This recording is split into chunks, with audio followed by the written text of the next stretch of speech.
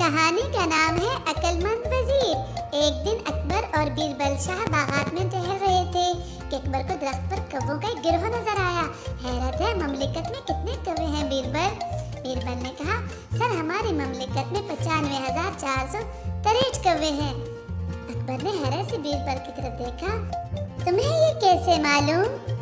मुझे आपकी अजमत पर पूरा यकीन है, आप कौवों की गिनती करवा सकते हैं। बीरबल एतमाद से कहता है, अगर कम कौवे हों तो क्या होगा?